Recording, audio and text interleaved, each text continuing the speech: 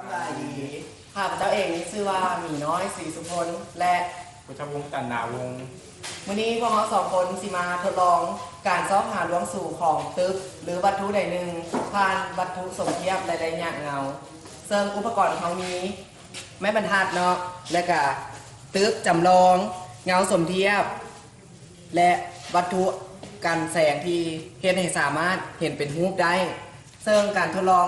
จะเริ่มขึ้นเลยโดยอิงไส้บอแสงใดหนึ่งเขาจะเห็นว่า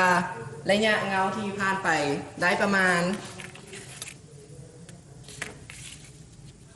30 ซนเนาะ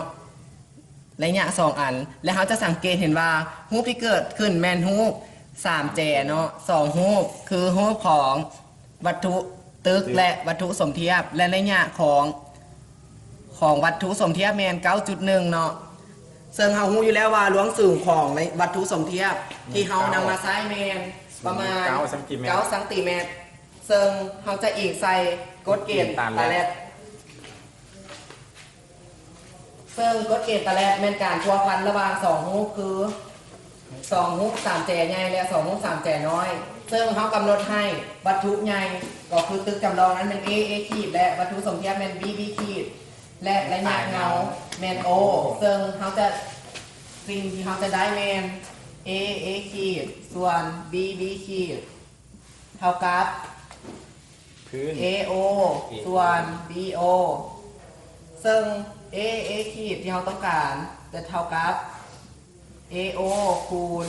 BB ขีดส่วน BO ซึ่งเขารู้อยู่แล้วว่าตัวเลขที่ได้มานั้นมีเท่าใดและเขาจะแทนค่าเขาเลยคือ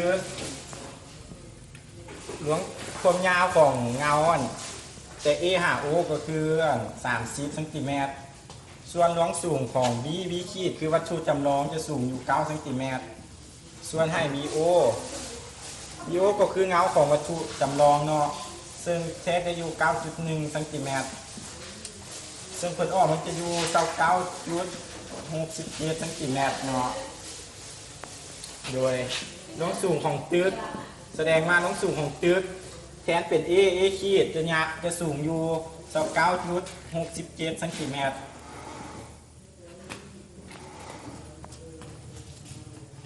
ซึ่งเรามาแทกกันเลยว่าระยะของตึกแม่นเท่าใดตึกจะตกอยู่ประมาณ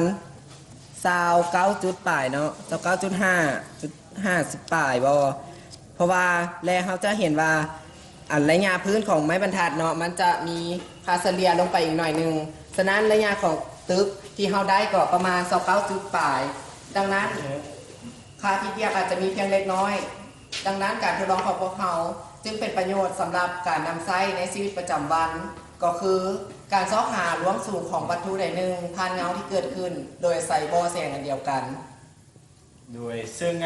กรณีที่เฮาในการทดลองก็คือตะเวนต้องบ่อยู่ถึงหัวเฮาพื้นอากาศมันเป็นพื้นเพียงซึ่งสามารถเห็นได้เนาะและการทดลองก็คงจะสิ้นสุดเพียงเท่านี้สุดท้ายก็ขอบใจสบายดี